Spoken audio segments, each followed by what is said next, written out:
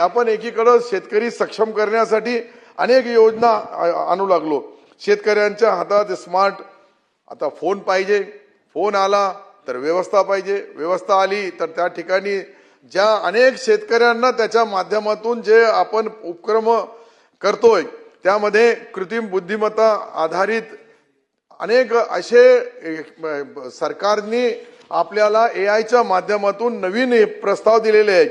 महाएग्रो एआयचा शेतकरी होता जो स्मार्ट उद्योजक बनणार आहे, परंतु तो बनण्याच्या ऐवजी आज ज्या पद्धतीने बँकेचा कर्ज घेतल्यानंतर बँकेचा कर्ज माफीच्या बद्दल आम्ही स्वतः आमचे मुख्यमंत्री एकनाथरावजी शिंदे साहेब, देवेंद्रजी उपमुख्यमंत्री होते, अजित दादा होते, तिघाच्या सहीने आम्ही जाहीरनामा दिलेला आहे 7/12 कोरा करण्याचा।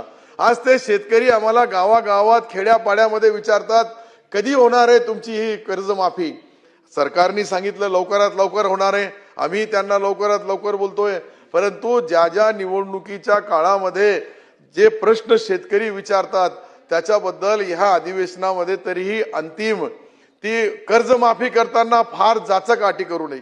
जे काही कर्जमाफी करायची आहे 3 लाख करायची, 5 लाख करायची, 10 लाख करायची, सरसगट करायची का सर पूर्ण 7/12 कोरा करायचा आहे, जे काही असेल तो निर्णय जे रेग्युलर शेतकरी भरतात पैसा त्या रेग्युलर शेतकऱ्याला आपण मदत करत नाही, मग जे शेतकरी भरतात तेही भरणार नाही। आज बँका अडचणीमध्ये आलेल्या आहे, नॅशनलाइज बँका असतील, जिल्हा मध्यवर्ती बँका असतील, सहकार बँकाच्या अनेक शाखेमध्ये ज्या पद्धतीचा पैशाचा तुटवडा येऊ लागला याचा अर्थ असा आहे की शासनाने याच्यामध्ये या अधिवेशनामध्ये तरीही अंतिम निर्णय घ्यावा आणि एकदा अंतिम निर्णय घेतला तर ती कर्जमाफी झाल्याशिवाय शेतकरी सक्षम होणार नाही, शेतकऱ्याच्या आत्महत्या थांबणार नाही, शेतकऱ्याच्या मालाला भाव पाहिजे।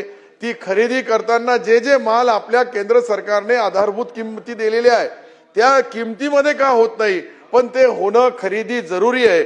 आता याच्यासाठी काही ठिकाणी गोडाऊन नाही म्हणतात, काही ठिकाणी बारदाना नाही, अशा अनेक छोट्या छोट्या अडचणीमध्ये अधिकारी फक्त गोल घुमवतात आणि याच्यामुळे शेतकरी हवालदिल झालेला आहे। मला आपण स्पेशल बोलण्याची संधी दिली त्याबद्दल मी आपले आभार मानतो। जय हिंद।